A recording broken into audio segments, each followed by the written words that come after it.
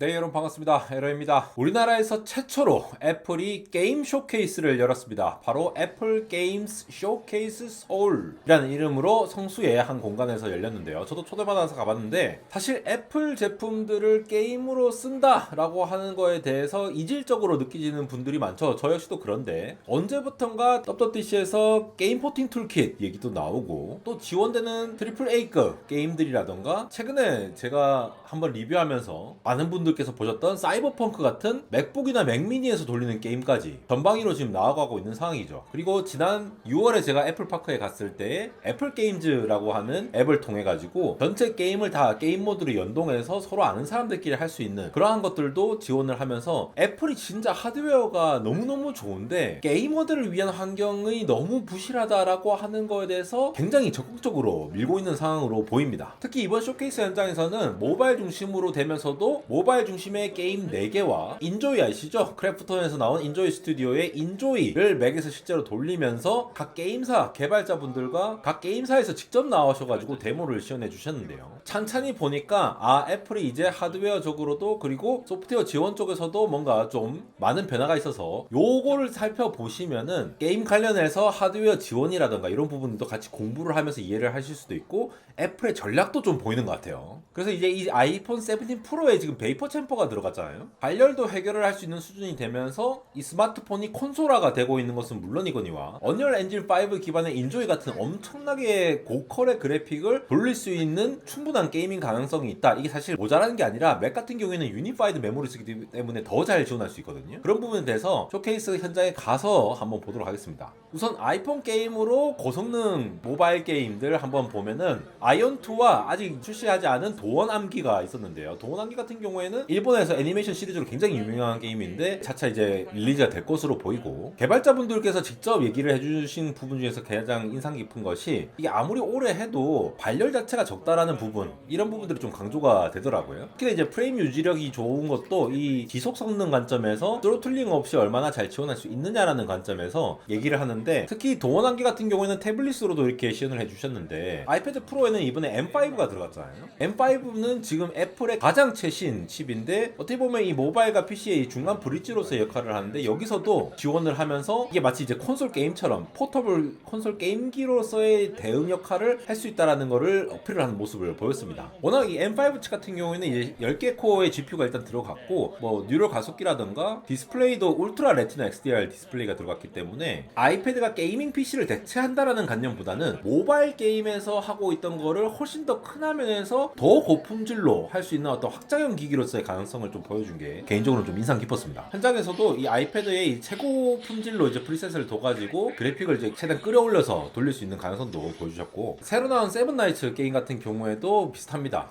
태블릿과 폰에서 다 즐길 수 있으면서 아무래도 게임 하시는 분들은 이렇게 뭐 틀어놓는 경우도 있고 막 그렇잖아요. 제 친구들도 많이 그러거든요. 저는 게임을 잘 하지는 않는데 사실 게임 돌리는 사람들이 휴대폰 배터리가 얼마나 다른지 이런 거 제일 잘 알더라고요 사실.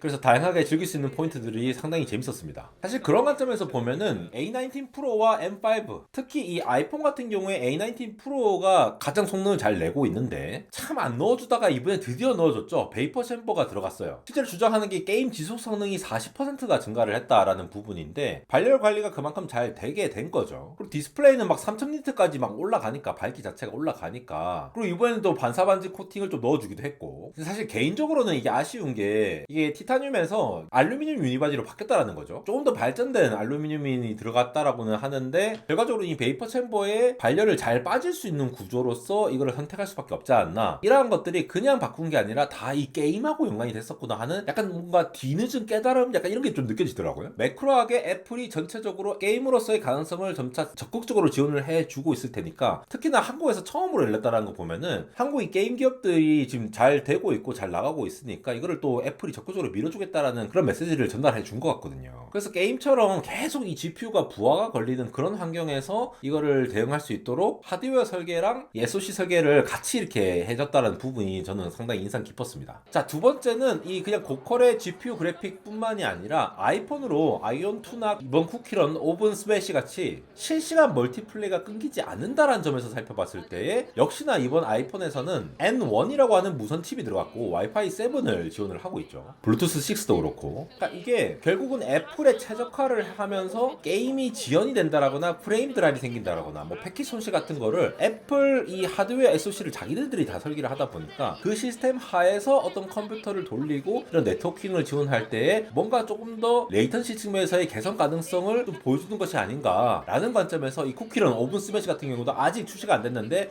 먼저 가져와서 이렇게 지원을 해주는 게 아닌가라는 생각이 들었습니다. 특히 실시간으로 협력전이 많은 이런 게임 같은 경우에는 그 네트워크 끊기면은 그 자체가 너무 게이머들한테 그 재앙이죠, 그 자체가. 근데 딱 이 시점으로 게임을 밀면서 하는 것들에서도 그렇고 모뎀 최적화라던가 아니면은 이런 네트워크 프론트엔드 라인이라던가 이런 것들을 자체적으로 설계해 나가는 것들이 이 게임을 밀고 싶어하는 애플의 그런 전체적인 흐름에서 이런 자체 칩 설계에서도 운용되는 것이 아닌가라는 생각도 들었습니다. 다음에 또 제가 굉장히 흥미롭게 보고 있는 이 인조이 맥 버전이죠. 이거는 이전에도 이미 소식을 전해드린 바가 있었는데 이 오픈월드에서 언리얼 5 엔진 기반으로 정말 실사 같은 그걸 렌더링해서 보여주는데 저는 사실 이런 것들이 물론 디스크리트 GPU, 개별 게이밍 그래픽 카드를 별도로 꽂은 거에 비해서는 프레임수가 좀 안 나올 수도 있죠. 근데 맥 시스템 자체가 이게 유니파이드 메모리를 쓰잖아요. 항상 제가 말씀드린 게 유니파이드 메모리를 쓴다라는 거는 원래는 CPU의 메모리가 따로 있고 GPU의 메모리가 따로 있어요. 다 따로 메모리가 있기 때문에 GPU에서 뭔가 해석하려면은 CPU에서 메모리를 옮겨서 GPU로 보내주고 GPU가 처리를 한 다음에 다시 CPU로 보내주고 이런 작업들을 왔다 갔다 해주는 게 필요해요. 근데 맥 시스템에서 가장 좋은 게 뭡니까? 유니파이드 메모리라는 거는 그냥 GPU든 CPU든 공통적으로 똑같은 메모리를 쓰고 있기 때문에 그거를 바로바로 접근할 수 있어서 레이턴시를 확 줄일 수 있거든요. 이 렌더링 같은 빡센 작업을 할 때에 메모리 간 이동 자체가 마이그레이션 자체가 없기 때문에 맥이 만약에 게임을 지원한다면은 너무나도 좋은 환경이 될 수 있다라는 거죠. 이게 심지어 GDDR도 아니에요. LPDDR만 사용하고 있는데도 이런 것들을 충분히 커버를 할 수 있을 만한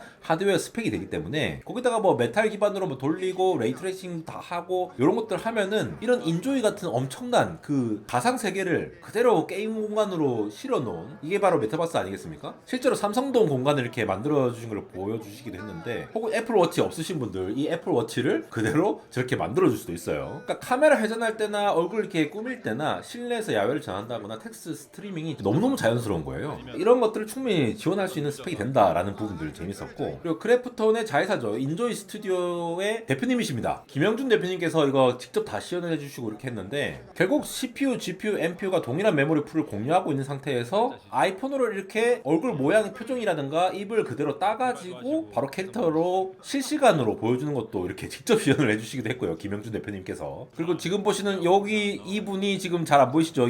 이기린님이십니다. 이기린님 구독 많이 해주세요. 개인적으로 굉장히 리뷰 잘하시는 분으로 제가 좋아하는 분인데 이렇게 얼굴을 매핑하면서 바로바로 이렇게 뜰 수 있는 것들을 보여주시기도 하더라고요. 그러니까 통합 메모리가 되다 보니까 M1 이상이기만 하면 그리고 16GB 통합 메모리면은 이 인조이가 구동이 가능하니까 이 정도를 이제 끊김없이 지원을 할 수 있는 이런 시스템을 구축했다라는 게 상당히 의미가 깊었고 성능이 좋으면은 또 하드웨어 레이트레이싱을 지원을 하고 있으니까 M3, M4, M5 계열에서 그러면 실시간 반사라던가 뭐 이런 것들 다 사실적으로 표현을 할 수 있으니까 훨씬 더 재밌게 즐길 수가 있겠죠. 사실 이번 내용들을 살펴보면서 제가 가장 크게 느꼈던 거는 최근에 뭐 디아블로도 맥에서 막 돌아가고 이렇게 되잖아요. 예전에도 한번 소개드렸던 게임 포팅 툴킷 이제 3까지 나왔거든요. 얘네들 돌려보면은 윈도우를 포함해서 다른 데서 되고 있던 게임을 이 포팅 툴킷을 이용해서 그대로 이제 바꿔갖고 쓰면 되는 거잖아요. 사실 제일 답답한 부분이 이런 거죠. 게이머분들 특히 이제 윈도우에서 게임을 하시던 분들이 맥에서 하고 싶어도 이게 잘 안 된다라는 거였는데 기본적으로 이게 왜 안 되느냐라는 걸 이해를 해보면은 사실 게임 개발사 입장에서 보면 게임을 하나 만들었어. 그 만들었는데 얘가 이 그래픽 카드를 갖고 있는지 저 그래픽 카드를 갖고 있는지 옛날 그래픽 카드를 갖고 있는지 AMD 거, 엔비디아 거, 막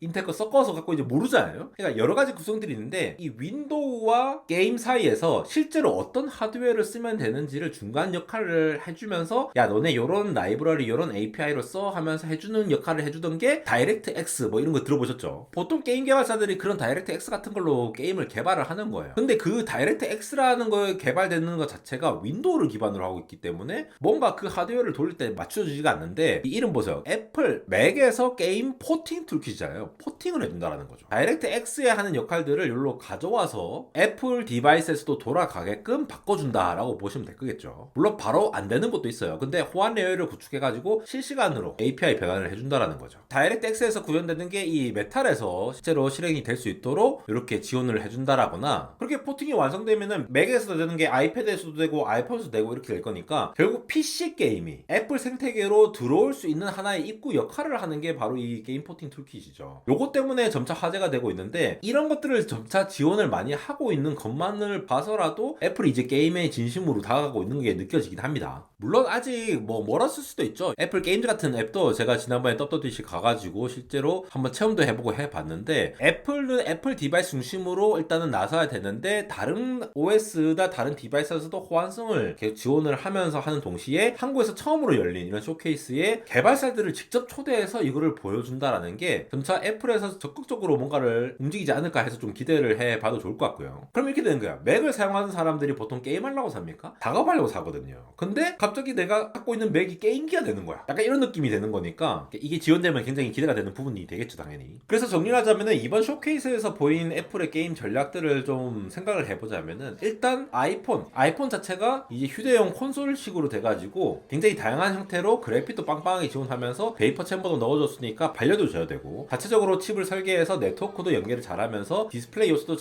한다. 이 자체가 굉장히 좋다. 즉 고사양 게임을 전면으로 배치를 하면서 이게 다 된다라는 얘기를 하면서, 아이패드에서는 또 이제 M 시리즈로 들어가게 되니까 대화면에서 게이밍 디바이스를 할 수 있다라는 포지션, 그리고 맥에서는 PC 대작을 받아들일 준비가 돼 있다. 그러니까 인조이 같은 것들이 이제 대표적인 거니까 그걸 적극적으로 지금 지원을 하겠다라는 내용을 보이면서, 오늘 제가 추가로 말씀드린, 물론 쇼케이스에서 나오진 않았지만도 게임 포팅 툴킷 같은 걸 이용하면은 PC에 있는 것들을 애플 생태계로 쭉쭉 들어올 수 있으니까 기존 맥 사용자를 중심으로 이게 퍼져나갈 수 있도록 하는 그러한 전략을 세우는 것으로 보입니다. 그리고 애플 하면 또 락인 아닙니까? 애플 게임즈라는 앱을 만들어갖고 나름대로 또 애플 생태계에 아기자기한 그런 것들 유지를 하게 되니까, 일단 한국 대형 게임사들이 이제 첫 번째 전략 파트너로서 뭔가 애플을 계속 지속적으로 지원을 해주지 않을까라고 하면서, 물론 아직은 아쉬운 거 저도 알아요. 저도 아는데 이렇게 계속 확장해 나가는 거겠죠. 게임 포팅 툴킷도 버전 3까지 나왔고 메탈도 계속 발전되고 있으니까 그런 관점에서 한번 살펴보면 너무 재밌을 것 같습니다. 안되고 인스타그램 언리얼텍.에러에서 이렇게 다양한 소식들 전달 드리고 있습니다. 테슬라 소식뿐만 아니라 여러가지 소식 드리고 있으니까 많은 관심 부탁드립니다. 지금까지 에러였습니다.